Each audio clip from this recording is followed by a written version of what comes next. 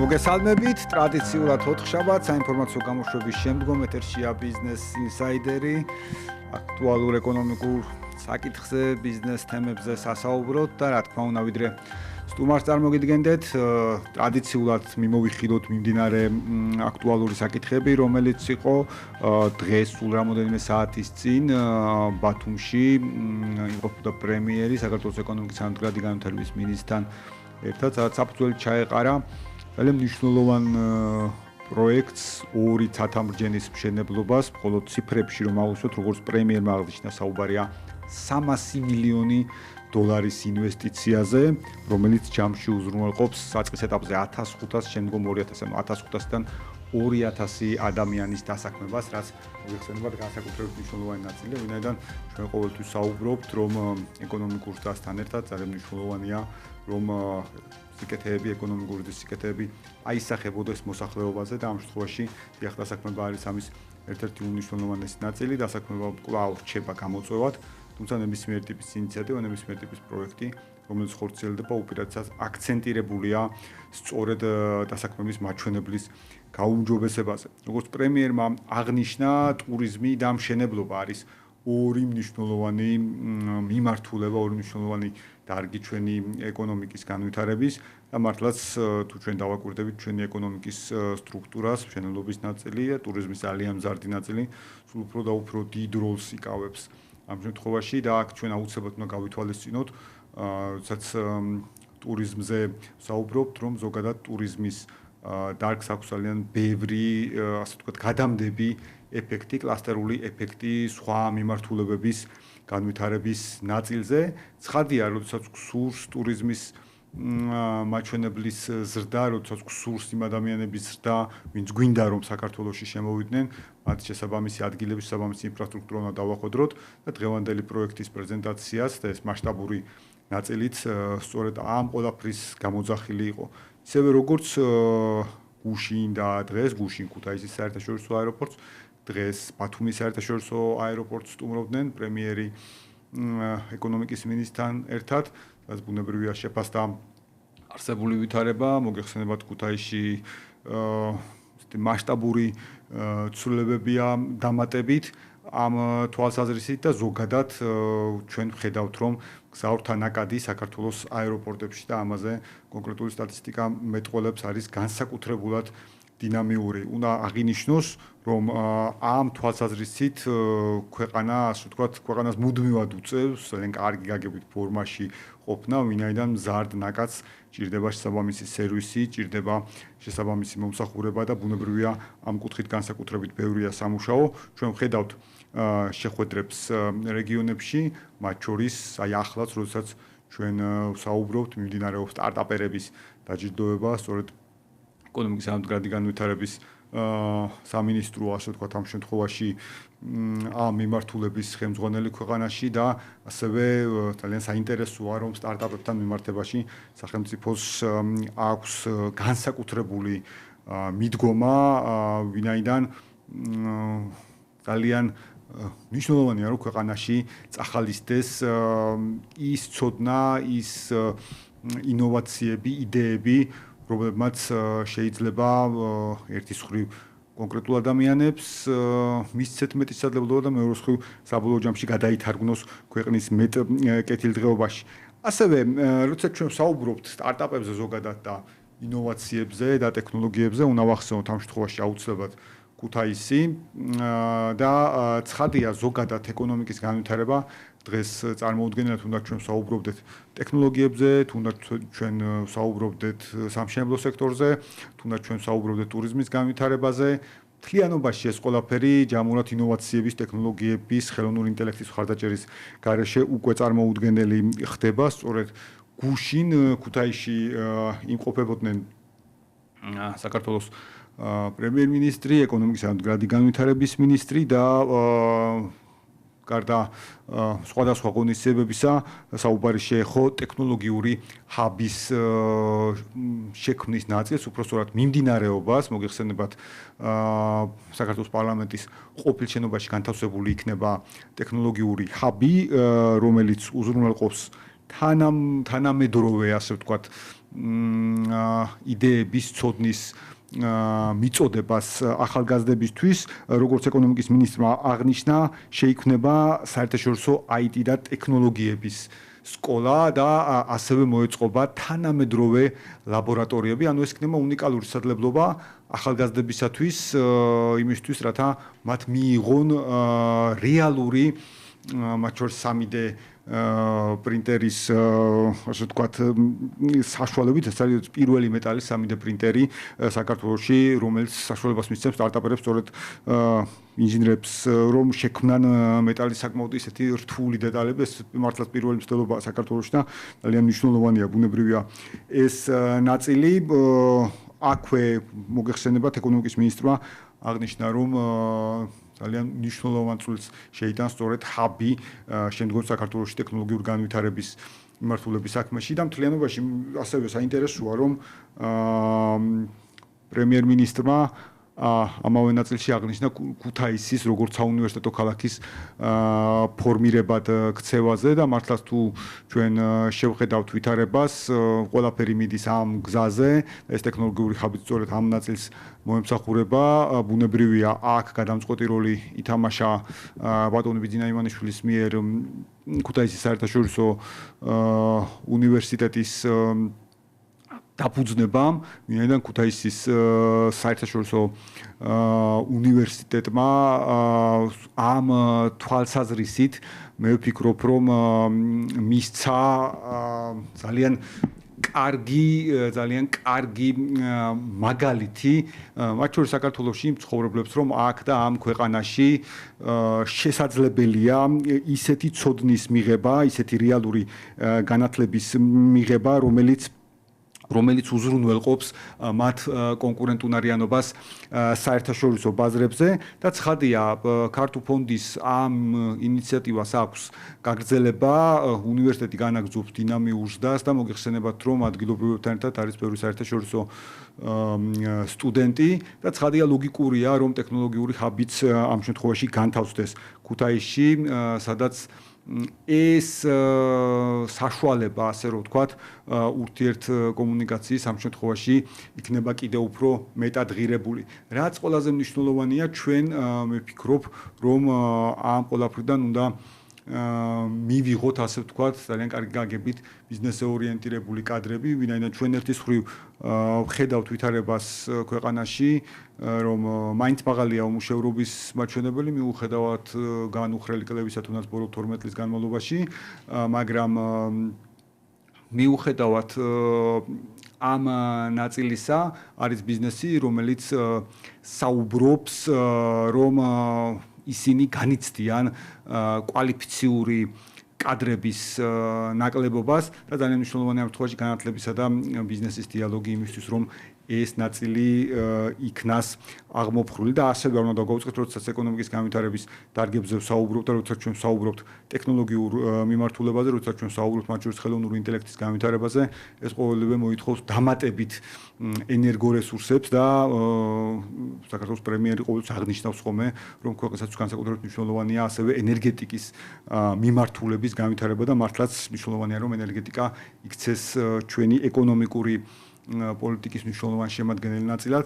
ვინაიდან შორის ის ამბიციური, მაგრამ რეალისტური მიზანი, რომელზეც ბატონი პრემიერი საუბრობს, რომ საქართველოს იყოს თვითმფრინავი ქვეყანა 2030 წლისთვის ენერგო მიმართულებით, იქნას შესრულებული. ცხადია, ენერგეტიკა რჩება საქართველოს საინვესტიციო მიმზიდველ დარგად, არის მნიშვნელოვანი პროექტები, რომელიც მე დარწმუნებული ვარ, რომ უახლოეს პერიოდში უზრუნველყოფენ როგორც მზარდი ეკონომიკის შეუფერხებელ ფუნქციონირებას, ისე ჯამში საქართველოს აქცევს თქვით კმარ ქვეყანად და ვართ ჩვენ ექსპორტიორები, მაგრამ გარკვეული გარკვეულ პერიოდის განმავლობაში აქცევს მნიშვნელოვან ექსპორტიურად სეზონების განმავლობაში, არა მხოლოდ ერთი სეზონის განმავლობაში. გადავიდეთ ჩვენს თავარ თემაზე, რომელსაც დღეს მიმოვიხილავთ. პირველ რიგში წარმოგიდგენთ ჩვენ სტუმარს, ბატონი მიხეილ დუნდუა, საქართველოს ფინანსთა მინისტრის მოადგილე. ბატონო მიხეილ, მოგესალმებით. დიდი მადლობა რადიო სივრცეში, ბიზნეს ინსაიდერში მობრძანებისათვის. ასე გავამახვილებთ ჩვენ ყურადღებას, ბუნებრივია ბატონ მიხეილთან ყოველთვის საინტერესოა საუბარი ფართოდ ეკონომიკურ ჭრილში. ცხადია ჩვენ გვინდა რომ შევაფასოთ მიმდინარე პერიოდის გამოქვეყნებული სტატისტიკური მაჩვენებლები, მათ შორის ხელფასებთან მიმართებაში, მაგრამ კიდევ უფრო ფართოდ ჩვენ ეტაპ-ეტაპ ჩვენი გადაცემის განმავლობაში გვინდა ვისაუბროთ სხვადასხვა რეიტინგებთან მიმართებაში, რომელსაც აქვეყნებენ ერთის მხრივ საერთაშორისო საფინანსო ინსტიტუტები თუ ანალიტიკური ორგანიზაციები საქართველოს შესახებ, რას ნიშნავს ეს რეიტინგები ქვეყნისათვის და სამწუხაროდ ხშირად ხდება ხოლმე რომ კონკრეტული კარგი შეფასებები გვაქვს, მაგრამ ცალკეული პოლიტიკოსები იგივე ქვეყნებიდან, რომელი ქვეყნებიდანაც ჩვენ რეიტინგების ხრივ პოზიტიურ შეფასებებს ვიღებთ, ჩვენ შემდგომ უცნაური განცხადებები კეთდება ხოლმე, თუმცა ამაზე ოდნავ მოგვიანებით პირველ რიგში ბატონო მიხეილ სულ ახალი სტატისტიკა, ვინც ორშაბათს გამოქვეყნდა ხელფასებთან მიმართებაში და ზოგადად როგორ შევაფასებდით საქართველოში ხელფასების ზრდის ტენდენციას ბოლო წლების განმავლობაში, თუნდაც ეს გაზრდილი მაჩვენებელი უპირატესად რით არის განპირობებული? დიდი მადლობა. რა თქმა უნდა, ეკონომიკური ზრდა, ეკონომიკური განვითარება იწვევს შემოსავლების დონეების მატებას და ბუნებრივია აისახება ისეთ მაჩვენებელში, როგორც საშუალო ნომინალური ხელფასი. ნომინალური ხელფასი მეორე კვარტალში გაზრდილია, გაიზარდა წლიური განმგარიშებით 10%-ით, რაც კარგი მაჩვენებელი 2212 ლარია დაახლოებით ეს მაჩვენებელი და უკვე ზედიზედ 5 კვარტალია, რაც 2000 ლარზე მაღალია საშუალო თვიური ხელფასი. ჩვენ გვაქვს მიზანი რომ ხელფასების დონე 2028 წლისათვის 3500 იყოს საშუალო და ეს გარდა ამისა გვაქვს უფრო დიდი მიზანი რომ საქართველო გახდეს მაღალშემოსავლიანი ქვეყანა. დაახლოებით ჩვენ ვფიქრობთ რომ ეს მოხდება არა უგვიანეს 2030 წლის. 2030 წელს საქართველო უნდა გახდეს და გახდება მაღალშემოსავლიანი ქვეყანა. ჩვენ ხედავთ მაღალ ეკონომიკურ ზრდას, რომლის ასახვა ხდება ზუსტად იმ პარამეტრებში ხელფასთან დაკავშირებით, რაც გამოქვეყნდა და სხვა პარამეტრებში დაკავებული სამუშაო ადგილების თვალსაზრისით მნიშვნელოვანი პროგრესი, რომელიც ფიქსირდება და საბოლოო ჯამში ჩვენი მიზანია, რომ ერთი მხრივ გაიზარდოს ეკონომიკა, გაიზარდოს შრომის პროდუქტიულობა. მაგალითად დღეს გამოქვეყნდა ზუსტად გლობალური ინოვაციების ანგარიში, სადაც საქართველო პირველ ადგილზეა შრომის პროდუქტიულობის ზრდის ტემპით. პირველ ადგილზეა მსოფლიოში. ეს შესანიშნავი მაჩვენებელია. ანუ განვმარტოთ ასე ვთქვათ ჩვენს მაყურებელს და მსმენელს რა იგულისხმება ვთქვათ ამ შემთხვევაში. შრომის პროდუქტიულობაში იგულისხმება ის, რომ საქმე, რომელსაც ხალხი ემსახურება, თავის შედეგს აღწევს და ზრდის ტემპი ამ შრომის პროდუქტიულობის, წარმოებლურობის, გამოშვებული პროდუქციისა და შეფარდების ჩართული ადამიანები ვინც არიან. მნიშვნელოვანი აღიარება. რა თქმა უნდა, ნიშნავს რომ შენ თუ შრომა პროდუქტიულია, თუ შრომის ნაყოფიერება მაღალია, ეს ბუნებრივია დააჩქარებს ეკონომიკურ ზრდას და ეს ბუნებრივია გამოიწვევს კეთილდღეობის დონის გაუმჯობესებას. კეთილდღეობის დონის გაუმჯობესება კი საბოლოო ჯამში კვლავ ისე უბრუნდება კვლავ წარმოებით პროცესს და ეკონომიკური განვითარებისთვის არის უკვე ფაქტორი. ასე რომ ერთმანეთის შემავსებელი და ერთმანეთის განმაპირობებელი ფაქტორები არის, რაც უფრო პროდუქტიულია შრომა, მით უფრო ხარისხიანი არის ეკონომიკური განვითარება. არა უბრალოდ ეკონომიკური ზრდა, არამედ განვითარება. რასაც ვქეთ. თუმცა ამ ასეთ ამ მიმართულებით განვითარების პარამეტრების და ინდიკატორების გაუმჯობესების მიმართულებით ვართ მოწინავენი, ბუნებრივია პერსპექტივა იმის, რომ ქვეყანა გახდეს ძლიერი და მაღალშემოსავლიანი არის ცხადი და ეს უნდა მოხდეს მალე. კი ბატონო, ამავე ინდექსში იყო თუ არ მეშლება მთავრობის ეფექტიანობის ამავე ანგარიში იყო, დიახ, ამავე ანგარიში იყო მთავრობის ეფექტიანობის მაჩვენებელი, სადაც ევროპის საუკეთესო 20-ულზეა, ხო, საუბარი. საქართველო გავიდა მსოფლიოში 35 პოზიციაზე დაწინაურდა, არის ევროპის საუკეთესო 20-ულში და ევროკავშირის და ნატოს წევრ 16 ქვეყანაზე წინ. და თან ეს მთავრობის ეფექტიანობა შეფასებულია ისეთი კრიტერიუმებით, როგორც არის საჯარო სერვისების ხარისხი ერთი, შემდგომ პოლიტიკის შემუშავებისა და დაგეგმვის ხარისხიანობა და კეთილსინდისიერება. კეთილსინდისიერება მართლობის პროცესში. როდესაც მთავრობა აი ასე ფასდება და ამას ძლიერი ორგანიზაცია აქვეყნებს, უდიდესი კვლევა ჩატარებული ამასთან დაკავშირებით, ეყრდნობა მსოფლიო ბანკის გლობალური მართლობის ინდიკატორებს და ავტორიტეტული წყაროებს, ბუნებრივია ეს ჩვენ გვაძლევს ნათელ სურათს, რომ მიდის თუ რა ქვეყანა სწორი მიმართულებით. თუ მთავრობის ეფექტიანობით საუკეთესო 20-ში ხარ, თუ კი შრომის პროდუქტიულობით პირველ ადგილზე ხარ, თუ კი მაგალითად ისეთი პარამეტრით როგორც არის ბიზნესის სამეწარმეო პოლიტიკა და კულტურა არის მე-6 პოზიციაზე მსოფლიოში. იმავე ანგარიშის მიხედვით. ეს ყველაფერი მიუთითებს, რომ ქვეყანაში არის სამეწარმეო კლიმატი ჯანსაღი, მთავრობა არის მზრუნველი, რომ ეკონომიკური განვითარება სწორ ფუნდამენტზე იდგეს და ხელს უწყობს მიზნის განვითარებას და სხვა მეტი გამოსავალი, ასე ვთქვათ, არ არსებობს, თუ არა სწრაფად განვითარდეთ და მალე გავხდეთ მაღალშემოსავლიანი ქვეყანა. ბუნებრივია და საკმაოდ ისეთი ლოგიკური მიზანიც არის ამ შემთხვევაში და ამას კიდევ ერთხელ ვაფასებთ არა მხოლოდ ჩვენ, არამედ ავტორიტეტული ორგანიზაციები ამას გვეუბნებიან.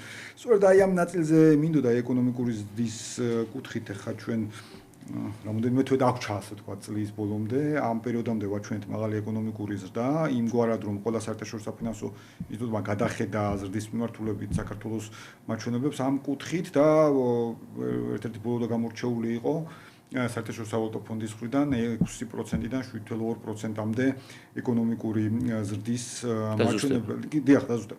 როგორ ხედავთ აი წლის ბოლომდე ტენდენციას, აი თქვენი დაკვირვებით, რაც თუნდაც განმავლობა პერიოდმა გვაჩვენა ამ დროს ჩვენ? ჩვენ ხედავთ, რომ ეკონომიკური ზრდა წლის დასაწყისიდან დღემდე არის 8%-ის დონეზე და ამ ტემპის შენარჩუნების პირობებში შეიძლება ორნიშნავი ეკონომიკური ზრდაც კი დაფიქსირდეს, მაგრამ ამ ტემპის შენარჩუნების პირობებში ქვეყანას აქვს ძალიან კარგი პერსპექტივა ხა. რომ წარმოვიდგინოთ ერთი რეალური ეკონომიკური ზრდა და მაღალია 8%. 8% მაღალია და კარგია 7.2% რაც პროგნოზი დადო სავალუტო ფონდმა და როგორც წესი სავალუტო ფონდის პროგნოზი უფრო მაღალი არის ეკონომიკური ზრდა, იმიტომ რომ ისინი ბუნებრივია უყურებენ ამას ფრთხილად, კონსერვატულად შეფასების დროს ფრთხილი, წინდახედული შეფასებაა და ბუნებრივია ზედმეტ იმედს ვთქვათ ჭარბად არიძლევენ, უნდათ რომ აი მაქსიმალურად დაწნეხილად რეალური სუდად წარმოვიდგინონ და როგორც წესი ჩვენი ეკონომიკური ზრდა უფრო მაღალია ვიდრე ეს პროგნოზი, მაგრამ როგორცთან ახლოს არის ყოველივე ეს. მე ვფიქრობ, რომ ძალიან კარგი იყო თვითონ სავალუტო ფონდის პროგნოზი ერთულ მოსახლეზე მთლიანი შიდა პროდუქტის მოცულობის თვალსაზრისით ამერიკულ დოლარში. 9 თითქმის 10,000 დოლარი ერთ სულზე 9,900 დოლარი. მაგრამ ისეთი პირი უჩან საქმეს, ახლა ჩვენ ხვალ გამოქვეყნებას დავსვდებით, ხვალ ვეცოდინდება როგორია წლის პირველი ნახევრის ეკონომიკური შედეგი. ხვალ აქვეყნებს სტატისტიკის სამსახური ხვალ უწევს გამოქვეყნება, წინასწარ არ ვიცი ინფორმაცია, თუმცა რომ ხედავ ეკონომიკური ზრდის მაჩვენებლებს როგორ არის შესაძლოა რომ დოლარში ეკონომიკური ზრდის ტემპი ჩვენ მქონდეს ორნიშნა, იმიტომ რომ 8% რეალურია, თვითონ კურსის სტაბილიზაციაც მოხდა, ხედავთ და დეფლატორის თავის ფუნქციას უასრულებს, შესაბამისად, უნდა იყოს წლის პირველ ნახევარში ეკონომიკა გაზრდილი დოლარში ალბათ ორნიშნა ზრდის ტემპით და თუ ეს შენარჩუნდა, ჩვენ წელს 10,000 დოლარზე მეტი გვექნება ერთსულ მოსახლეზე მთლიანი შიდა პროდუქტის მაჩვენებელი. ეს ძალიან მნიშვნელოვანი საეტაპო მნიშვნელობის რიცხვია და უკვე სულ 5 წელი დარჩა ხო 2030 წლამდე.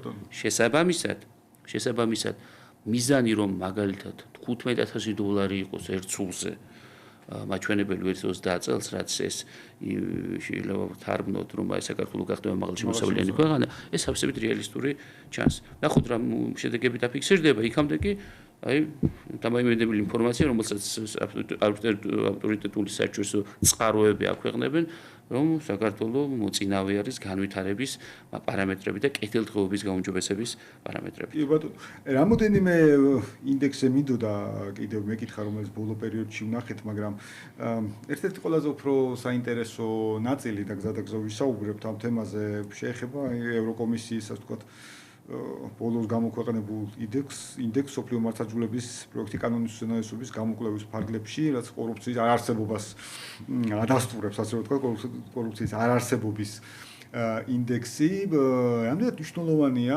როდესაც ევროკომისიის შეფასება არის ამგვარი საქართველოში კორუფციასთან დაკავშირებით, ანუ კორუფციის მინიმალურ დონესთან დაკავშირებით და ზოგადად ეს რამდენად მნიშვნელოვანია როგორც პოლიტიკური, ისე ეკონომიკურ ჭრილში და მათ შორის ბიზნესებისთვის და მათ შორის პოტენციური ინვესტორებისთვის, რომლებიც ქვეყნისკენ იყურებიან ასე ვთქვათ. საერთაშორისო რეიტინგებში საქართველოს დაწინაურება ყოველთვის მნიშვნელოვანია და არის მნიშვნელოვანი.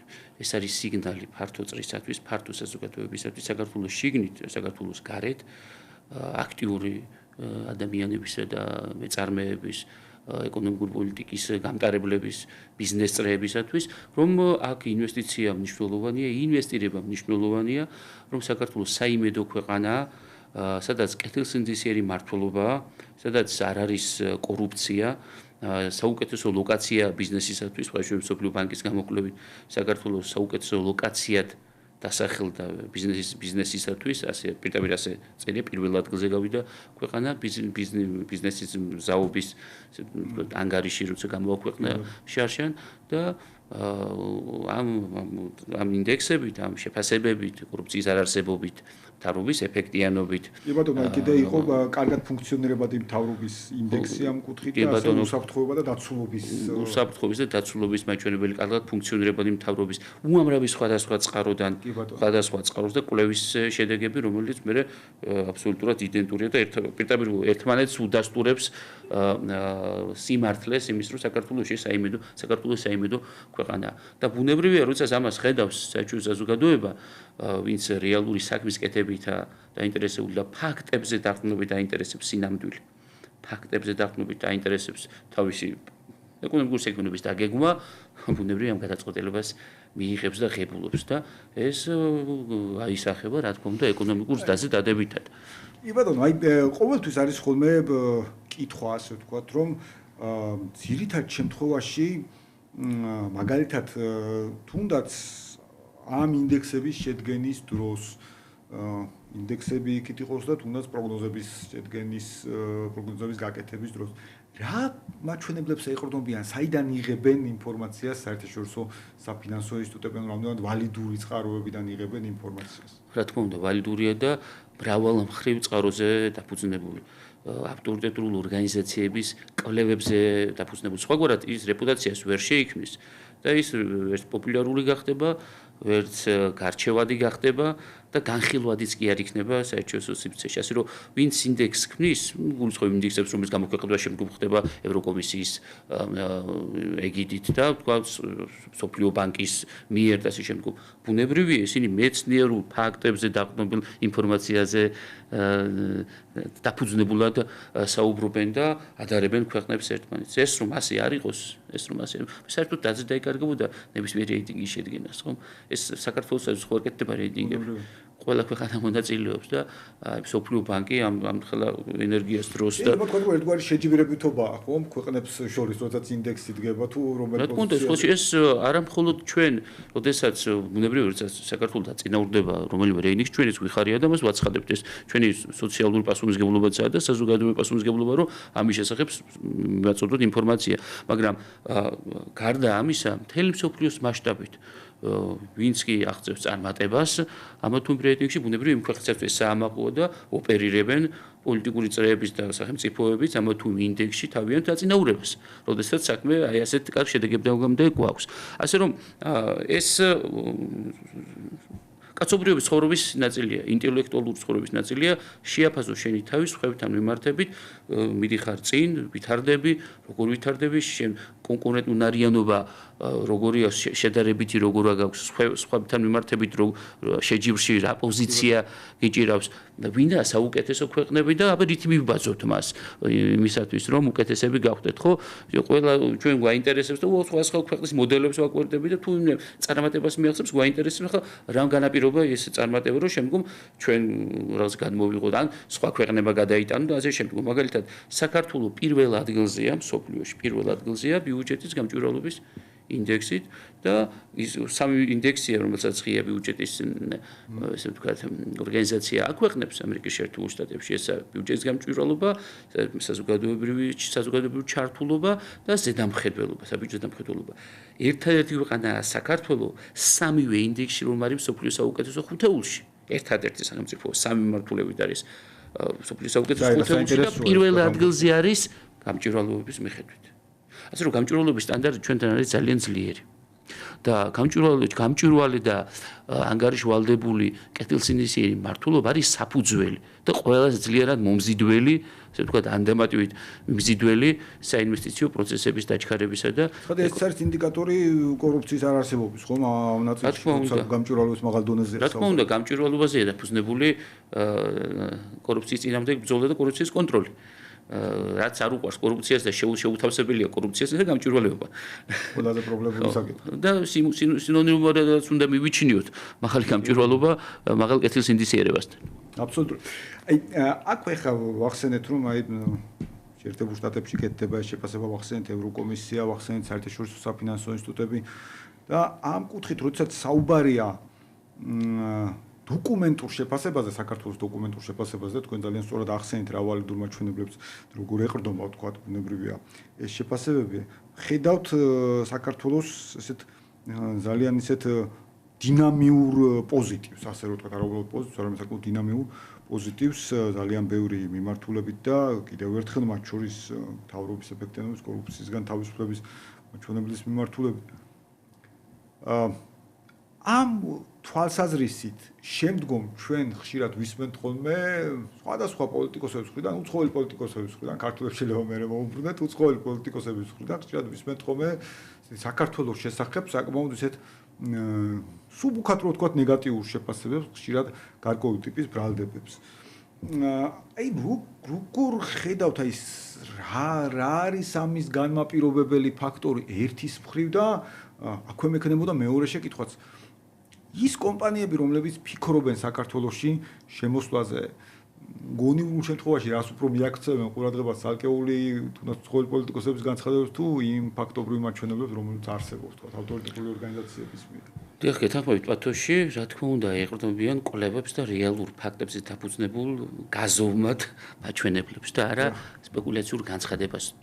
იცით რა არის, კარგად ახსენეთ თქვენ, ზოგჯერ და ხშირად იმ ორგანიზაციების მესვეურები, რომლებიც კვლევას ატარებენ, შემდგომ ინდექსებს აქვეყნებენ და საქართველოს ლიდერ პოზიციებს შესახებ საუბრობენ. აი ის კვლევები, რომელიც საქართველოს მოწინავე პოზიციებზე აყარებს, იმ ორგანიზაციის ცალკეული თანამშრომლები თუ მესვეურები გამოდიან და მათი კვლევის, ანუ მათი ორგანიზაციის მიერ ჩატარებული კვლევის საწინააღმდეგო მესეჯ ბოქსით, ასე ვთქვათ, აი საკმაოდ ხშირია ეს ფაქტები. ჩვენს ხელისუფლებას, მაგრამ თემა რა არის, რომ პირდაპირ ამ ხელს რა განსხვავება რეალობასა და ლობისტური ძალებით ნაკვებ ადამიანებსა და პოლიტიკოსებს თუ მესვეურებს შორის. ეს ლობისტური ძალებით ნაკვები განცხადებები ქარწყლდება მეორე კვირასვე მათ მიერ ჩატარებული კვლევებით. ახლა ისინი კვლევებს ძალიან რთულია კვლევა გააყალბონ, რატომ? მაშინ ავტორიტეტი დაიკარგებით, რომ კვლევას აქვს თავისი საჭიროა მკაცრი მეთოდოლოგია, მას თავისი აუდიტი და თავისი შეფასებები აქვს, მკაცრადაა გაწერილი რა პარამეტრი რატო ვიწერებ. თუ ხელით ჩაწერ ამ პარამეტრს და არა კვლევის საფუძველზე, ბუნებრივია რეპუტაციული რისკის დარტყმის ქვეშ აღმოჩნდები და შენ კვლევას არავინ არ წაიკითხავს და შენ კვლევა მოსახმარი არ იქნება, გამოსაყენებელი არ იქნება არავისათვის. ამიტომ ისინი ვერაფერს უშვებიან, ასე ვთქვათ, თავიანთ იმ კვლევებს, რომელიც საჭიროა მეთოდოლოგიითაა შესრულებული და ცდილობენ wording-ით და ასე ვთქვათ, სხვადასხვა გამოსვლებით და თუ შეფასებებით რაღაც საწინააღმდეგო აქცენტები დასვან. ამ შემთხვევაში ალბათ ლობისტური ძალებიდან არიან კარგად გამოკვებილი, ერთი მხრივ მეორე მხრივ ეს თავიანთ კვლევას ვალიდურობას ინარჩუნებს, იმიტომ რომ კვლევაში სიმართლე წერია. კი ბატონო. თუმცა როგორც თქვენ აღნიშნეთ, ალბათ ბიზნესებისთვის გასაგებთ რომ მნიშვნელოვანი ეს დოკუმენტური და თვლადი მაჩვენებლები, ვიდრე ცალკეული პოლიტიკური შეფასება. სტივ შორს რო არ წავიდეთ, ალბათ ხა ჩვენ საქართველოს ეკონომიკური ზრდის მაჩვენებლებზე საუბრობდით და საქართველოს შიგნითაც საკმაოდ აქტიურად იყო, ასე ვთქვათ, სპეკულაცია, რომ ეხა უნდა ყოფილიყო ეკონომიკა, აი ახლა ჩვენ რო საუბრობთ, არც ეკონომიკა უნდა ყოფილიყო უკეთეს შემთხვევაში -2 არა 8 +8 და ნუ კიდე იყო ცუდი სცენარი -3 და რაღაცა. კურსი ახსენეთ თქვენ. მაგალითად მათ შორის და კურსის მაჩვენებლები, ნუ ასევე საკმაოდ ისეთი ტრანკული ნაწილი ამ კუთხით. აქვე ჩვენ ნახეთ რომ აი რადგან კურსებს საუბრობთ, აქვე მინდა რომ გარკვეულად შევეხოთ ეროვნული ბანკის პოლიტიკას ვალუტის კურს და რეზერვების დაგროვების ნაწილს მილიარდ 300 მილიონი ახსენა პრემიერმა, რაც ჯერ აგვისტოს გარეშე რაც იყო დათვლილი ამ კუთხით და ხო ქვეყნის შიდა ოპონენტების განმარტებით ეხლა მილიარდ 200 მილიონი გაყიდული უნდა კონდეს ამასობაში მილიარდ 300 მილიონი იყო. აი როგორ შეაფასებთ ამ პერიოდში, მით უმეტეს ახლა თქვენთან ფინანსთა მინისტროსთან ყველაზე უფრო მეტად კოორდინაციაში საქართველოს ეროვნული ბანკი, აი ამ პერიოდში კურსის მაჩვენებლებს, ინფლაციის რეზერვების დაგროვების მაჩვენებლებს, ვინაიდან საკმაოდ ტურბულენციაც საკმაოა, ხომ და ხშირად მათ შორის კურსზეც ეს ფსიქოლოგიური ფაქტორი, ასე ვთქვათ, და აჟიოტაჟური ფაქტორი გავლენას ახდენს ხოლმე. კი ბატონო, ჩვენ ველოდებით ეკონომიკის ორნიშნას წელს ამერიკულ დოლარში. არა თუ კურსის. კი ბატონო. ეკონომიკის დოლარში, ეკონომიკის ნომინალური ეკონომიკის დას ორნიშნა მაჩვენებლით და ასეთი უნდა იყოს. ჩემი წარმოდგენით წელს ორნიშნა ეკონომიკური სტატა ფიქსირდება ამერიკულ დოლარში და ან თუ ვერ მოხერხდა ორნიშნა მასთან იქნება ძალიან მიახლოებული, იმიტომ რომ ეს ტენდენცია ამას გვაჩვენებს, რომ ამერიკულ დოლარში შემოსავლების მაჩვენებელი და როგორც საბიუჯეტო ისე ეკონომიკის მაჩვენებელი უნდა გაიზარდოს და გაუმჯობესდეს. ასე რომ ჩვენ გვაქვს დადებითი მოლოდინები ფაქტებზე დაფუძნებით. ფაქტებზე დაფუძნებით საუბრობს სავალუტო ფონდი და SDIS ეკონომიკური SDIS პროგნოზა უმჯობესებს. ფაქტებზე დაფუძნებით აფასებენ სარეიტინგო კომპანიები და ორგანიზაციები საქართველოს კეთილდღეობის პარამეტრების გაუმჯობესებას. ფაქტებზე დაფუძნებითა და თუ ფაქტებს დავივიწყებთ და ყურადღებას არ მივაქცევთ, ნებისმიერი რამის თქმა შეიძლება და ამაში თქვენ ვერ შევეჯიბრებით ასეთ სოციალისტურ შეჯიბრში ჩვენ მონაწილეობას ვერ მივიღებთ. უბრალოდ დასრულდება წელიწადი და დავითვლით რამდენია ბიუჯეტი, რამდენია ეკონომიკა, როგორ გაიზარდა ერთ სულზე მთლიანი შიდა პროდუქტის მაჩვენებელი და ასე შემდეგ და ასე შემდეგ. აი როცა რეზერვების დაგროვების თემაზე ვსაუბრობთ, იგივე ლარის გამყარებაზე უცხოურ ვალუტასთან მიმართებაში, კი გასაგებია დოლართან მიმართებაში, ეს დოლარის გლობალური პოზიციების შესუსტებაც იყო თქვა ამ ნაწილში, ხომ?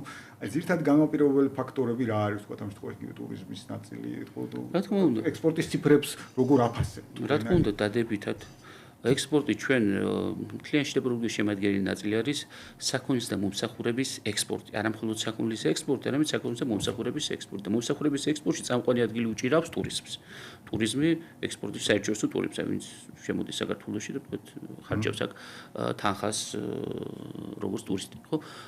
საბოლოო ჯამში ეს ყოველივე საგანმანათლებლო ბალანსზე მოქმედებს დადებითად, სავაჭრო ბალანსზე მოქმედებს. თლიან ასე ვთქვათ მაჩვენებელზე, საექსპორტო მაჩვენებელზე, მომსახურებისა და საქონლის ექსპორტის მაჩვენებელზე მოქმედებს დადებითად და ეს გულისხმობს მეტ შემოსავალს, რა თქმა უნდა, სავალუტო ნაკადების გაძლიერებას. და სავალუტო ნაკადების გაძლიერება ბუნებრივია დადებითად აისახება ლარის კურსზე და ამ კუთხით ჩვენ გვაქვს კარგი შედეგები. კი ბატონო, აუცილებლად მინდა გკითხოთ ინვესტიციებთან დაკავშირებით, რომელიც ასევე ბუნებრივია თავარი წყაროა ვალუტის შემოდინებს. დღევანდელ ვითარებაში სად ხედავთ საქართველოსთვის განსაკუთრებით საინვესტიციო მიმზიდველ მიმართულებას, ხო დღესაც პრემიერმა ახსენა ტურიზმის მშენებლობა 300 მილიონის ინვესტიცია დაანონსდა მათ შორის ამ კუთხით. როგორ აფასებთ, სად აქვს საქართველოს კიდევ კონკურენტული უპირატესობა იგივე ახალი რეალობიდან გამომდინარე, სადაც შეიძლება რომ მოზიდული იქნას მეტი პირდაპირ უცხოური ინვესტიცია. კეთილსინდისიანი მმართველობა ქმნის ისეთ სიტუაციას, სადაც პერსპექტივა აქვს ყველა დარგს. პრაქტიკულად ყველა დარგს, მთავარია მიეცეს მას თავისუფლება, სახელმწიფოსაგან ხარდაჭერა, რომ განვითარდეს თავისუფლება და მიიღონ დამოუკიდებელი გადაწყვეტილებელი ბიზნეს წრეებმა. ეს იქნება ტურიზმი, რა თქმა უნდა. ტურიზმი არის მნიშვნელოვანი არეალი, როგორც საინვესტიციო კუთხით, ისე დასაქმების თვალსაზრისით, ისე შემოსავლების მატების თვალსაზრისით. მშენებლობა, რომელიც დაკავშირებულია ტურისტული ობიექტების აგებასთან და ინფრასტრუქტურის შექმნასთან, არის მნიშვნელოვანი. მნიშვნელოვანი ენერგეტიკა. პროექტები, რომელსაც საქართველოს ინიციატივით ხორციელდება შავი ზღვის დამაკავშირებელი ელენგუ მაგისტრალი კაბელი, რომელიც უნდა გახდეს ევროპისა და აზიის დამაკავშირებელი, ასე ვთქვათ, სტრატეგიული მნიშვნელობის საკვანძო პროექტი და აქ საქართველოს როლი და ენერგეტიკული განვითარება ძალიან მნიშვნელოვანია. ძალიან მნიშვნელოვანია საპორტო ინფრასტრუქტურის განვითარება და სააგზაო გადაზიდვების ვთქვათ ინფრასტრუქტურული დიახ ძალიან მნიშვნელოვანია. ბუნებრივია ღვინო და ქართული ეროვნული მახასიათებლის ძალიან მნიშვნელოვანი ეროვნული პროდუქტი როგორც არის ღვინო, ეს რა თქმა უნდა ძალიან მნიშვნელოვანია და ქართული ღვინო მალე განსაკუთრებულ სიტყვის მსოფლიო ბაზარზე ჩვენ გვაქვს უკვე კარგად საერთაშორისო საზოგადოებაში პრაქტიკულად გამჯდარია ის სიმართლე, რომ საქართველოს არის ღვინის სამშობლო და 8000 წლოვანი ისტორია გვაქვს ამ საკაცობრიო, ასე ვთქვათ, საჩუქრისა, რომელიც ჩვენ გავუზიარეთ კაცობრიობას, ხო? განვითარება ნიშნავს გამოცდილების გაზიარებას და ძალიან დიდი გამოცდილება გაუზიარა კაცობრიობას საქართველოს, როცა შექმნა ღვინო და ბუნებრივია ეს ეროვნული მახასიათებელი, ასე ვთქვათ, ეროვნული პროდუქტი უნდა განვითარდეს და ამ კუთხით ყველანაირი მხარდაჭერა ექნება დარგს. ასე რომ შემაჯამლოდ ის მინდა ვთქვა, რომ დარგი არ არსებობს, რომელსაც პერსპექტივა არ აქვს, თუკი სახელმწიფო ქმნის ჯანსაღ ბიზნეს გარემოს. ამ დროს ბიზნესმენები იღებენ თავისუფალ გადაწყვეტილებებს და იმ მიმართულებით დაბანდებენ თავიანთ სახსრებს, რომელიც მათ გულთან ახლოს არის და უკეთეს მომავალს ხედავენ. კი ბატონო, აი აქვე როდესაც აი ამ ნაწილს ამზე საუბრობთ, რომ თავისუფალი გადაწყვეტილებების მიღება ხდება, სულ მახსენდება სტატისტიკა, რომ 10-12 წლის წინ მცირე და საშუალო ბიზნესი წილი რაღაც 20% იყო ეკონომიკაში, GDP-ის ფორმირებაში, ფინანსური პროდუქტის ფორმირებაში, ახლა თითქმის 60%-მდე. ესეც აი კონკურენტული გარემოა, თქვათ, ამისი მთავარი განსაზღვრელი ფაქტორია. რა თქმა უნდა. მცირე და საშუალო მეწარმეობის განვითარება და მისი დომინანტური წილში გადაზრდა მათი განვითარების, ეს საშუალო კლასის ჩამოყალიბებისათვის არის საეტაპო მნიშვნელობის საკითხი. თუ გვინდა მათ შორის თვითდასაქმების ნაწილსაც რა თქმა უნდა, ამიტომაც ახლა ჩვენი ამოცანაა რა, რომ თვითდასაქმებულთა კატეგორიიდან აქტიურად გადმოვიდნენ ადამიანები სამუშაო ადგილზე დასაქმებულ კატეგორიაში, ანუ დაქირავებული, ასაც ეწოდება. ანუ სამუშაო ადგილი უნდა შეიქმნას და სამუშაო ადგილზე უნდა დასაქმეს. სამუშაო ადგილზე დასაქმებულ ადამიანის შრომა უფრო პროდუქტიულია, უფრო მწარმოებლურია, უფრო მეტ ეკონომიკას ქმნის. როცა საბოლოო ჯამში ეკონომიკის გადადინების ეფექტიდან გამომდინარე, კვლავ წარმოებით კავშირს გვაძლევს და უფრო მეტი ადამიანის დასაქმებასაც იწვევს. ორგანიზებული შრომა, რომ უფრო მეტ ეკონომიკას შექმნის, ვიდრე არაორგანიზებული ორგანიზებული შრომა, ეს ცხადია და ამიტომაც ჩვენ ვხედავთ, რომ მაგალითად თვითდასაქმებულთა რაოდენობის შემცირების მიუხედავად, რომელიც ამ თვეებში იყო სხვა მიზეზებიდან გამომდინარე კლიმატური თუ ასე შემდგომ, მყარად და ძლიერად გაიზარდა დაქირავებული სამუშაო ადგილზე დასაქმებულთა რაოდენობა. თემაზე თვითდასაქმებულთა შემცირების ნაწილზე იყო გარკვეული ტიპის სპეკულაცია ზუსტად, მაგრამ სპეკულაცია დარჩა და ფაქტი სახეზეა, რომ რაც უფრო მეტად ენაცვლება და სამუშაო ადგილზე დასაქმებული შრომა თვითდასაქმების მაჩვენებელს, უფრო პროდუქტიული ხდება ეკონომიკა და უფრო წინ მიდის შემოსავლებიც უფრო მეტია, ხელფასიც უფრო უკეთესია, საცხოვრებელი პირობებიც უმჯობესია და ადამიანს შეუძლია დაგეგმოს პროცესი უფრო თავისუფლად, ვიდრე იყოს თვითდასაქმების რეჟიმში, ფიქრობდეს ღელავდეს, რამდენად მყარი და სტაბილურია მისი რაღაც მინდარი შემოსავალი, ხო? ბუნებრივია, აი როცა დასაქმებაზე ვსაუბრობთ, პრემიერიც ყოველთვის აღნიშნავს, რომ სიღარიბე კვლავ რჩება, ასე ვთქვათ, ერთ-ერთ მთავარ გამოწვევად. მიხოთ იმისათვის, ჩვენ თუ შევხედავთ მათ შორის სტატისტიკის სამსახურის მაჩვენებელს, საკმაოდ ისეთი დაღმავალია მლუდი, მათ შორის სოფლიო ბანკსაც შესაბამისად აქვს ასახულებს შემცირების ტენდენცია არის. რა შეიძლება გაკეთდეს კიდევ მეტი, რომ ასე ვთქვათ, ფაქტიურად ნულოვან მაჩვენებლამდე გავიდეთ ამ. არ ვარ ჩვენ შორს იმ დრომდე, რომ საქართველოში სიღარიბე როგორც პრობლემა აღმოიფხვრას და პრაქტიკულად განულდეს. და ასე მიდის ის ტენდენციები და პროგნოზები, რომელსაც აქვეყნებს სოფლიო ბანკი სიღარიბის სამიოდენოსთან დაკავშირებით, ძალიან კარგია. და ჩვენ მართლაც ნამდვილად 5 წელიწადში ნამდვილად არ იქნება სიღარიბე პრობლემა.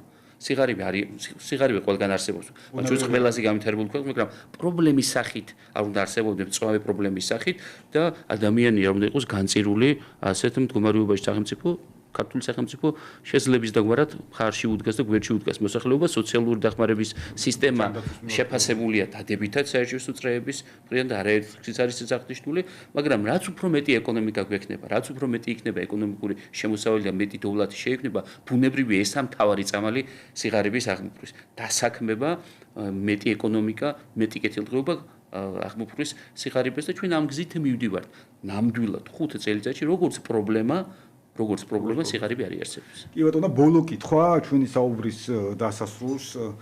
ჩვენ ასე ვთქვათ, საუნივერსიტეტო სივრციდან მოვდივართ და კარგად ვიცით ახალგაზრდების როლიც, შესაძლებლობებიც და აი დასაწყისშიც საუბრობდი ისევე როგორც ხშირად არის ამ თემაზე საუბარი, მათ შორის განათლების მინისტრი საუბრობდა, ბიზნესმენები ხშირად საუბრობენ, რომ თითქოს მეტი ბმა იყოს ბიზნესის მოთხოვნებსა და განათლების მიწოდებას შორის. აი ამ კუთხით რას ფიქრობთ? იმისთვის რათა უმუშევრობა კიდევ უფრო სწრაფად შევამციროთ ამ თვალსაზრისით, იმიტომ რომ ერთ მხრივ შეიძლება დაუსახმებელი ადამიანები ვართ, მეორე მხრივ კადრებს ეძებენ კომპანიები, ხომ? თითქოს და ბალანსი უნდა შედგეს, მაგრამ აი რაღაცა აფერხებს. ეს რაღაცა თითქოს არის აი ეს ცოდნის დაშორება ერთმანეთისგან. ზოგჯერ არის ეს პრობლემა და როცა სწრაფი ეკონომიკური ზრდა არის, ამ დროს არის დროში ჩამორჩენა, ეგრეთ წოდებული ლაგი, როდესაც რაღაც ერთ მიმართულებას ბოლომდე შეიძლება სხვა მიმართულებები პირდაპირ პროპორციულად ხარჯს ვერ უბამდეს, მაგრამ მე არ ვფიქრობ, რომ საქართველოში ეს პრობლემა მწვავეა. არის, რა თქმა უნდა, აუცილებელია, რომ განათლების სისტემისა და ბიზნესის დაახლოება, სამუშაო ადგილების შექმნასა და მიწოდებულ ცოდნას შორის იყოს მყარი კავშირი, ეს ასეც იქნება. ის საუნივერსიტეტო პროცესი, რომელიც საქართველოში მიმდინარეობს და მომღლის განათლების სისტემა, სადაც დიდი წვლილი აქვს შედარებით მაგალითად ქუთაისში საერთაშორისო უნივერსიტეტის სახით მნიშვნელოვანი განაცხადია. აი ასეთი მაღალკვალიფიციური ცოდნაზე დაფუძნებული ადამიანების ჩაბმა საზოგადოებრივ ცხოვრებაში და შრომით პროცესში ბუნებრივია შრომის კულტურასაც ამაღლებს, ცოდნის დონესაც ამაღლებს და ეკონომიკურ ზრდასაც ხელს უწყობს. ასე რომ აი ესეთი ნაბიჯებით, რომელიც გადაიდგა ქუთაისის საერთაშორისო უნივერსიტეტი. ბრწყინვალე მაგალითია, როგორ უნდა მიუდგე პროცესს სწორად და როგორ უნდა ხელი შეუწყო განათლებას, რომ განათლებამ შემდგომ ეკონომიკურ ზრდა კიდევ უფრო მეტად დააჩქაროს და ქვეყანა უფრო განვითარების ახალ საფეხურზე გადაიყვანოს. ხადია, ძალიან დიდი მადლობა. ბატონო მიხეილ, ძალიან საინტერესო საუბრისთვის მოვიხილეთ ყველა ძირითადი რეიტინგები, რომელზეც ხშირად არის რომლების, ხშირად არის ხოლმე ასე ვთქვათ, სხვადასხვა ტიპის შეტევისაგან, მე ვფიქრობ, ძალიან კვალიფიცურად ახსენით ახლა თქვენ ეს მაჩვენებლები, შევეხეთ არაერთ საკითხს, რომელიც დღეს აქ და ახლა არის ჩვენთვის აქტუალური. დღეს ბიზნეს ინსაიდერი ამით გემშვიდობებათ. ჩვენ დავუბრუნდებით ტრადიციულად შემდგომ ოთხშაბათს საინფორმაციო გამოშვების დასრულებისთანავე. კიდევ ერთხელ მადლობთ, რომ გიყურავდით და გვისმენთ.